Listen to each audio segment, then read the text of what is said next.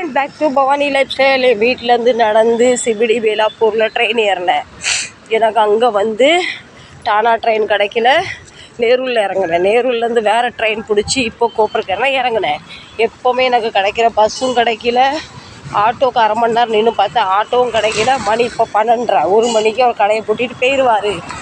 நான் அதனால் இப்போ கோப்பர்கரிலேருந்து மாப்பேக்கு நடக்க ஆரம்பிச்சிட்டேன். என்கிட்ட ஒரு வழி இல்லை, மெயினாக என்கிட்ட கடைச்சாவி இல்லை. இவர் பூட்டிகிட்டு போயிட்டாருன்னா பின் 5 மணி வரைக்கும் வெளியே தான் காற்று கிடக்கணும். இப்போ நான் நடக்க ஆரம்பிச்சிட்டு இப்போ 15 நிமிஷமும் நடக்கிறேன். இது கோப்பர்கரில் டு மாப்பே ரொம்ப தூரம் தான். நான் இப்போ ஒரு 10-15 நிமிஷம் நடக்கிறேன். இன்னும் எவ்வளோ நேரம் நடக்கணும்னு பார்க்கலாம். அங்கே போனால் எனக்கு ஏசி பஸ் கிடச்சிரும், அடிக்கடி ஆட்டோ கிடச்சிரும், பஸ்ஸு வந்துடும். மறுபடி இவர் வேறு என் காலை உடைக்க பார்த்துட்டாரே, ஏன் தப்பு தான். நான் வீடியோ எடுத்துக்கிட்டே நடந்துட்டு போகிறேன் பார்த்தீங்களா, நல்லா ஒரு திட்டாமல் போயிட்டார். இதுதான் ஃபஸ்ட் டைம் நான் அப்படி நடந்து போகிறேன். நடக்கிறது வந்து உடம்புக்கு ரொம்ப நல்லது, அதுக்கு ஒரு லிமிட் இருக்குது. அதை இப்போ நான் நின்று பார்த்து எனக்கே வந்து டைம் வேஸ்ட் பண்ணுறோம் பயத்தில். இன்னும் நான் அரை மணி நேரத்துக்குள்ளே கடைக்கு போகணும். நான் எவ்வளோ நேரம் நான் நடந்து போகிறேன்னு தெரில. வாங்க நம்ம அங்கே போகலாம். இன்றைக்கி ஏன் நான் வந்து கடையில் வீட்டிலேருந்து கடைக்கு வர்றதுக்கு லேட் ஆகிட்டுனா, எப்போவுமே காலையிலே தண்ணி வந்துடும், அது வேலை முடிஞ்சிடும். இன்றைக்கி 10:30 மணிக்கு தண்ணி விட்டானாலும் எனக்கு சமையலும் பண்ணி தண்ணியும் பிடிக்கிறதுக்கு டைம் ஆகிட்டு. சரிங்களா, ஆட்டோ கிடச்சிது எனக்கு. அவர் என்ன சொல்கிறாருன்னா, மீட்ரு போட்டு கூப்பிட்டு போகணும், 30 ரூபா கேட்காரு. ஷேரிங்கில் போனால் 10 ரூபா, 20 ரூபா இதுக்கு வேஸ்ட் பண்ணணும்னு நான் நடக்க ஆரம்பிச்சிட்டேன். நமக்கு வருமானம் பெருசாக நிறைய நாலா பக்கம் வந்தால் நம்ம 10, 20, 100, 50 செலவு பண்ண அஞ்ச மாட்டோம். நமக்கு வருமானம் ஒரு பக்கம் தான் வருது, அதை நாலா பக்கமும் வேஸ்ட் பண்ணுறது கொஞ்சம் மனசு வந்து உறுத்தலாக இருக்குது. நம்ம மேலே ஏறிடுவோம், வண்டிக்காரை அடித்து போட்டு போனாலும் நான் இங்கே தான் முயான்னு கத்திக்கிட்டு கிடக்கணும். பகலில் இந்த பக்கம் நடக்கிற பற்றி பயமே இல்லை, வெளிச்சம் இருக்குது, பப்ளிக் இருக்குது. ஒரு 7-8 மணிக்கு மேலே இந்த இடத்துல வர்றது ரொம்ப டேஞ்சர். அது டேஞ்சர்னால் குடிக்காரங்களாம் குடிச்சிட்டு இங்கே உட்காந்துருப்பாங்க, அவ்வளோ ஆள் நடமாட்டம் இல்லாது. அதனால சொல்கிறேன், நான் இதற்கு வந்ததில்லைங்க. ஹைவேல வண்டி ஓட்டிகிட்டு போகிறவங்க கொஞ்சம் கூட ஒரு பரிதாவும் ஒரு இறக்கம் இல்லாமல் ஓட்டுவானுங்க. ஒரு மனுஷன் போகிறவங்க காது பக்கத்தில் கூட வா வா வா வான்னு அடிக்காங்க. வெற்றிகரமாக 30 ரூபா மிச்சம் பண்ணி பஸ் ஸ்டாப் வந்தாச்சு. ஆனால் இதில் எனக்கு வந்து டோம்பொலி பஸ், கல்யாண் பஸ் தான் வேணும்.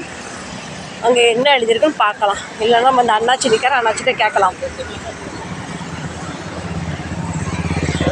यहाँ से कल्याण डोंबिवली बस मिलेगा? அண்ணாச்சி தலையை ஆட்டிட்டாரு. இது நம்ம பஸ்ஸு இல்லை. 20 நிமிஷம் நடந்தாலும் சூப்பராக நடந்து வந்தாச்சு. இன்றைக்கி நம்ம 25 ரூபாயில் கடைக்கு போயிடலாம். எல்லாம் வாங்க பஸ்ஸில் ஏறலாம். இது வந்து மாப்பே ஜங்ஷன் கிடையாது, ரிவர் பார்க் கிடையாது, இன்னும் அங்கே தள்ளி போகணும். நமக்குலாம் அதுக்கு முன்னே ஒரு பஸ் ஸ்டாப்பில் இந்த பஸ் தான் அங்கேயே வரும். இந்த போர்டில் என்ன போட்டிருக்குன்னா, வேலைக்கு ஆண்கள் பெண்கள் தேவைன்னு போட்டிருக்கு. மும்பையில் உள்ளவங்க யாராவது என் வீடியோ பார்த்தா மாப்பையில் வந்து வேலை கண்டிப்பாக கிடச்சிரும். படித்தவங்க படிக்காதவங்க எல்லாருக்கும் வேலை கிடைக்குன்னு போர்டு போட்டிருக்கு. நம்பரை பார்த்துக்கிட்டு கான்டாக்ட் பண்ணிக்கோங்க. தமிழ்நாட்டுக்காரங்களுக்கு பிரயோஜனம் இல்லை, மும்பையில் இருக்கவங்களுக்கு பிரயோஜனம். வாசி கோப்பர்கர்னாக கண்டிப்பாக பிரயோஜனமாகும். எத்தனையோ பஸ்ஸு போது என் பஸ் வர மாட்டேங்க. எனக்கு நின்று காலெலாம் வலிக்குது, உட்காந்தானே எழுந்துக்கிறது கஷ்டமாயிரும். உட்காரக்கூடாதுன்னு நின்றுக்கிட்டு இருக்கேன்.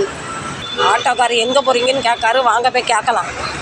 நான் இந்த 50 ரூபா மிச்சம் பண்ணுறதுக்கு நடந்து வந்தேன். இவர் ஒய்யாரத்தில் என்கிட்ட 50 ரூபா கேட்காரு. அதுக்கு நான் நடக்காமல் அங்கேயே இருந்திருக்கலாம்ல. பஸ் இப்போ 15 ரூபாயில் கொண்டு வந்து என் கடையில் கொண்டு சேர்த்துருவார். அநியாயம் பண்ணுறாங்க ஃப்ரெண்ட்ஸ். என்னெல்லாம் நடக்கு பாருங்கள். ஏன் எனக்கு தெரியாதால் அங்கேருந்து அந்த ஆட்டோவில் நேரம் கடை பக்கத்தில் போய் இறங்குறதுக்கு.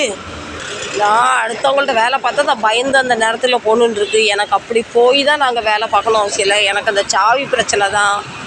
அது அவருக்கு நான் ஃபோன் பண்ணி சொல்லிட்டேன், பக்கத்து கடைக்காரங்கிட்ட சாவி கொடுங்கன்னு. அதனால் இப்போ அதுவும் பிரச்சனை இல்லை. நான் என் துட்டு 1 ரூபா வேஸ்ட் பண்ண மாட்டேன் ஃப்ரெண்ட்ஸ். நம்ம உழைச்சி ரத்தம் வேர்வை சிந்தனை துட்டை நம்ம எதுக்கு அடுத்தவங்களுக்கு விட்டு கொடுக்கணும்.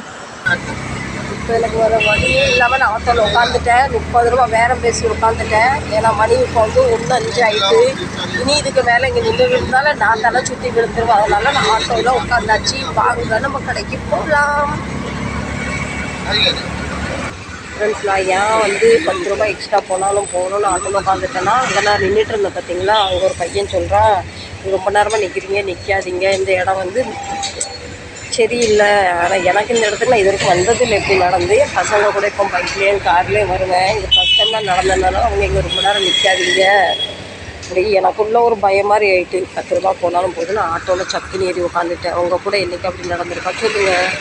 ஆனால் அந்த பையன் தங்கமான பையன் வரும்போது என் பக்கத்தில் வந்தோம்னா பயந்துட்டேன். ஏன் அப்படி பக்கத்தில் வர்றாருன்னு. கையில் நீங்கள் மொபைல் வச்சு வீடியோ எடுத்துகிட்டு இருக்கீங்க, பைக்கில் போகிறவன் மொபைல் அப்படியே பிடுங்கி போய்கிட்டே இருப்பான் அப்படின்னு சொன்னோன்னா உண்மையிலே ரியலாக நான் பயந்துட்டேன். நான் பார்க்க தான் டெரர் பீஸாக இருப்பேன், ஆனால் நான் ரொம்ப டம்மி பீஸ். இந்த காலத்தில் யாரை நம்பணும் யாரை நம்பக்கூடாதுன்னு ஒரு பயமாகவே இருக்குது. ஒரு பெண் தனிமையில் வெளியே போகிறது வாழ்வது, பொண்ணு கூட ஹஸ்பண்ட் இருக்கணும், இல்லை பசங்க இருக்கணும், தனிமையாக வெளியில் போடுறதே ஒரு பயம் மாதிரி ஒரு சூழ்நிலை நிறைஞ்சி நம்ம அப்படிப்பட்ட மோசமான உலகத்தில் வாழ்ந்துக்கிட்டு இருக்கோம். இன்றைக்கி நான் பயந்து தான் அந்த ஆட்டோவில் ஏறினேன். நீங்கள் இன்றைக்கி அதுக்கு பயந்துருக்கீங்களா? கமெண்ட் பண்ணி சொல்லுங்கள். பையன் தான் ஃப்ரெண்ட்ஸ், என்னை யாருமே எதுவும் செய்யலை. இருந்தாலும் அந்த பையன் சொன்ன உடனே எனக்குள்ள ஒரு பயம் வந்துட்டு. அவன் நல்லதுக்கு சொல்லியிருப்பான்னு நான் நினைக்கிறேன். ஒருத்தவங்க சொல்கிறாங்கன்னா நம்ம நல்ல விதமாக எடுத்துக்கலாம், கெட்ட விதமாக எடுத்துக்கலாம். நான் இன்றைக்கி ரெண்டும் கலந்த விதமாக எடுத்திருக்கேன். ஃப்ரெண்ட்ஸ் நான் ரொம்ப சேஃபாக பத்திரமா கடைக்கு வந்தாச்சு.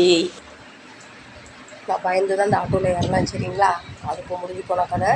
நீங்களும் பார்த்து பத்திரமா சேஃபாக போயிட்டு வாங்க சரிங்களா. இந்த வீடியோ பிடிச்சிருந்தா கண்டிப்பாக லைக் பண்ணுங்கள், சப்போர்ட் பண்ணுங்கள், ஷேர் பண்ணுங்கள். மீண்டும் நல்ல இதை போல் ஒரு சுவாரஸ்யமான வீடியோவில் சந்திக்கலாம். ஜாகிரதையாக இருங்க. லைக் பண்ணுங்கள். முதல் தடவை பார்க்குறவங்களா இருந்தால் கண்டிப்பாக பெல்லில் ஒரு டன்னு ரெடி அடிச்சிருங்க. அடிக்கடி பார்க்குறவங்கன்னா ஒரு தம் பட்டனை, மேல் தம் பட்டனை அப்படியே அமைக்கிறீங்க. மீண்டும் நல்ல உங்களை நான் மீட் பண்ணுறேன். Bye love you. வந்த உடனே நம்ம அண்ணாச்சிக்கு பயங்கர வயிறு பசி, எனக்காக வெயிட் பண்ணியிருந்தார். இப்போ சாப்பிட ஆரம்பிச்சிட்டாரு. நீங்களும் சாப்பிட வாங்க.